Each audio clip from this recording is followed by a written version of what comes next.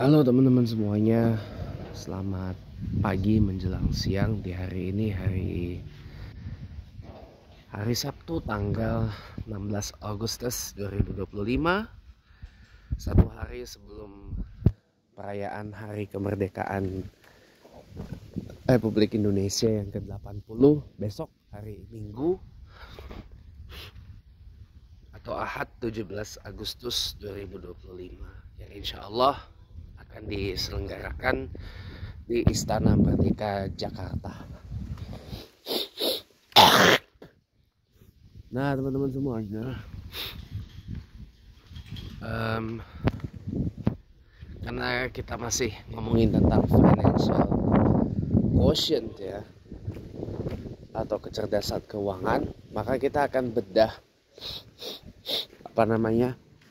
masalah nota keuangan dari Presiden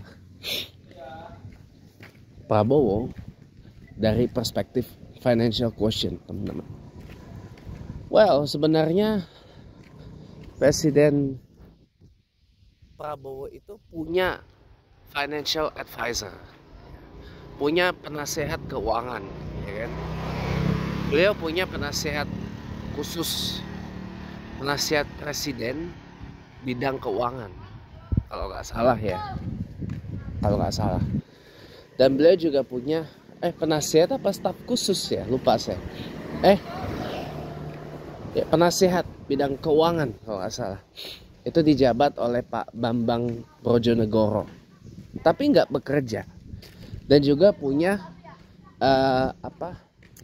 yang disebut Dewan Ekonomi Nasional. Nah ini kan sebuah advisory council sebenarnya, dewan lembaga penasehat untuk bidang ekonomi. Ketuanya Pak Luhut Panjaitan, wakil ketuanya Profesor Mari Pangestu. Tapi nggak kerja gitu loh.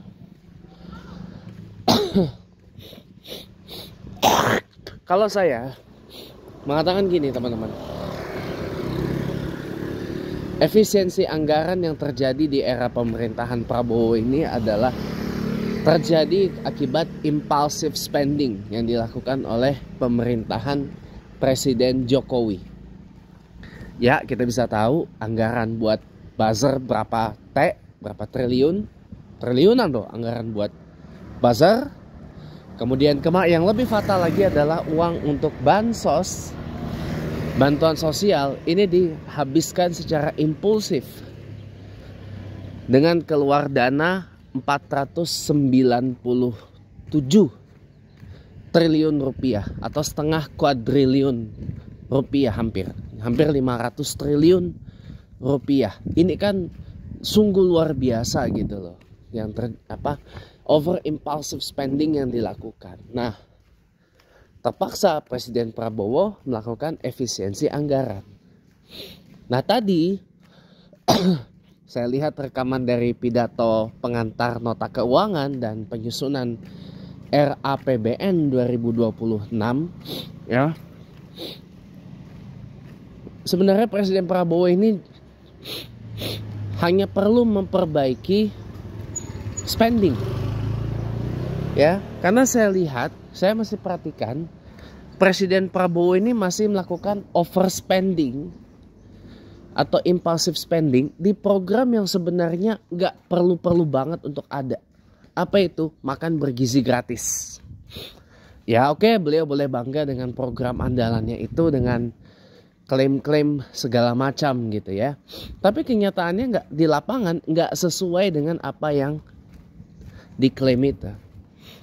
Coba 71 triliun rupiah teman-teman, habis hanya untuk sekedar mengenyangkan isi perut dari sebagian orang, yang dimana orang tersebut sebenarnya bukan membutuhkan makan gratisnya. Orang tersebut itu perlu digratisin biaya sekolahnya, digratisin biaya kesehatannya, digratisin biaya digratisin biaya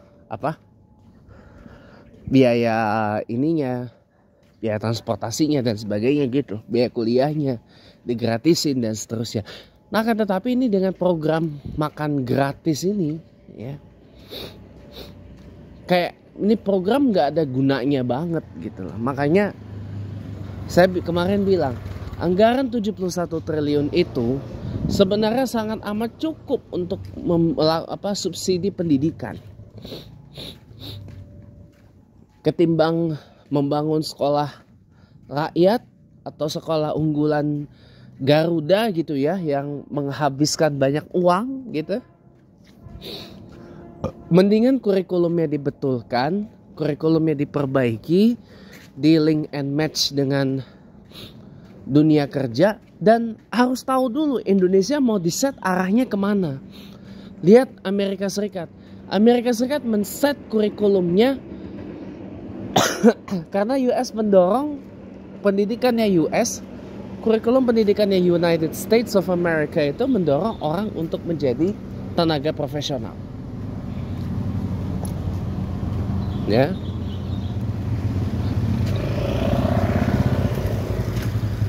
Tiongkok atau China, ya kan? Kurikulumnya didorong agar orang menjadi, kalau nggak wira swasta, menjadi pebisnis, jadi ilmuwan. Ya. So that's di Jepang. Di Jepang kurikulumnya mendorong orang untuk menjadi scientist, jadi ilmuwan. Ya. Nah, Indonesia kurikulumnya mendorong orang menjadi apa? Nggak jelas.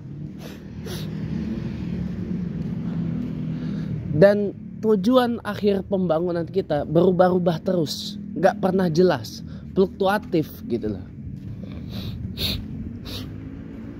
Makanya orang banyak mentafsir sekolah di Indonesia cuma bikin orang cuma jadi apa? Cuma jadi kacung, cuma jadi jongos, cuma jadi apa namanya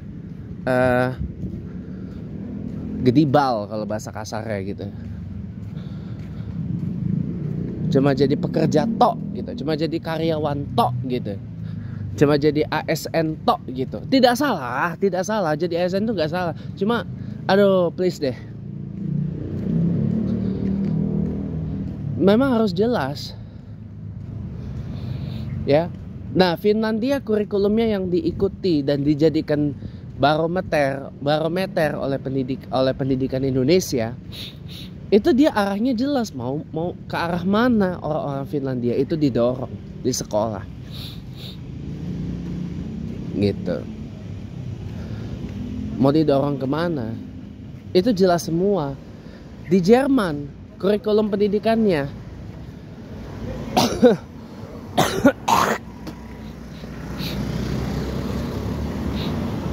didorong untuk menjadi apa?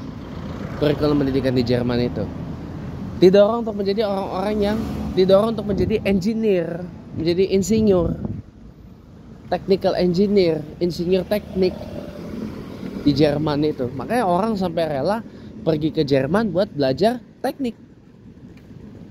Selain Jepang, ya.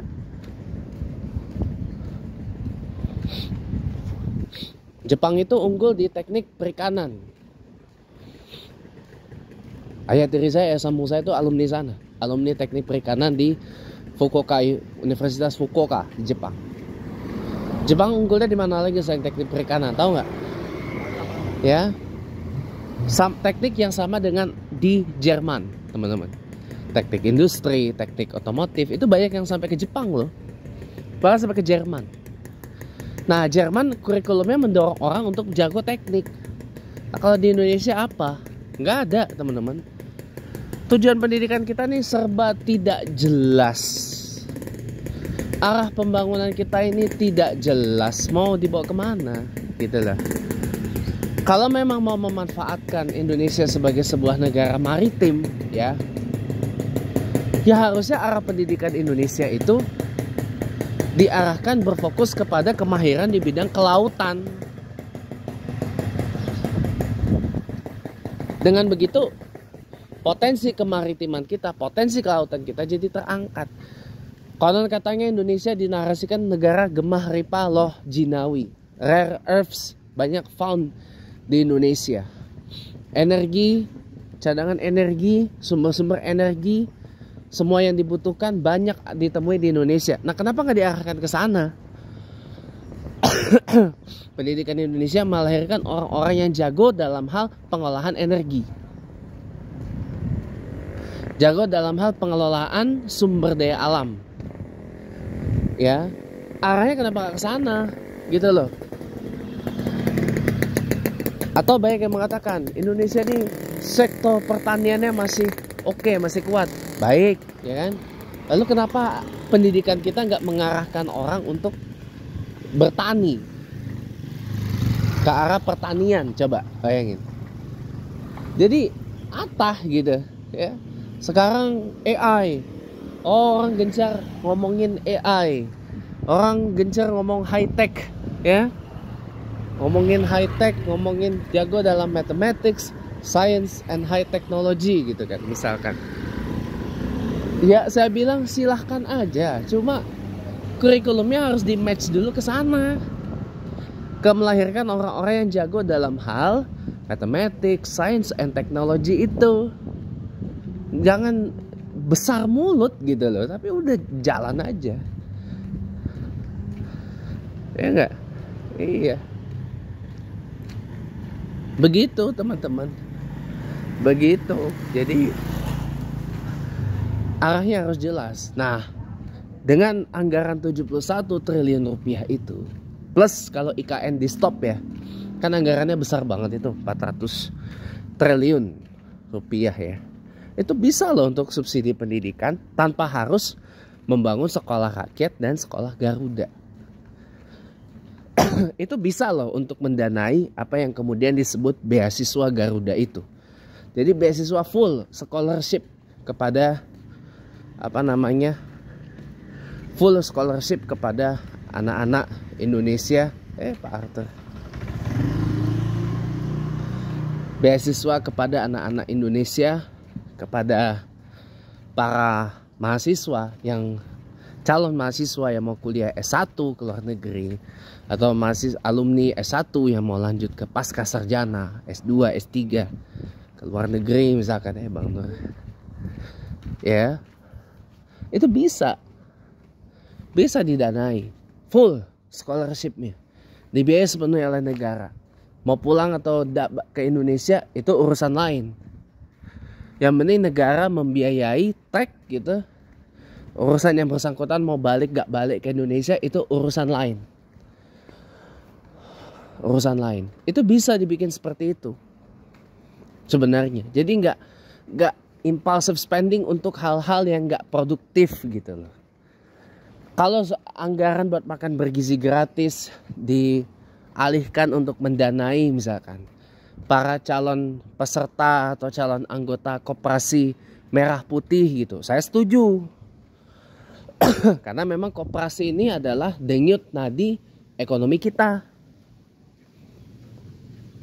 gitu. Jadi koperasi merah putih didanai subsidi gitu ya, para calon anggotanya dari anggaran makan bergizi gratis itu. Nah, itu saya setuju. Dari anggaran yang tadinya anggaran untuk sekolah rakyat atau sekolah Garuda itu bisa. Itu saya lebih setuju dengan hal itu. Lebih sepakat saya kalau itu yang dijalanin. Tapi kalau nggak dijalanin ya wes. Itu berarti memang lagi-lagi apa yang dikatakan oleh teman saya di Threads, bahwa pemerintah Indonesia tidak ingin rakyatnya pada kaya, rakyatnya pada maju. Ya benar, itu aja sih gitu.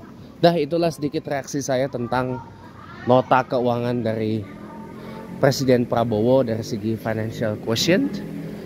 Sampai ketemu lagi di video saya yang lain.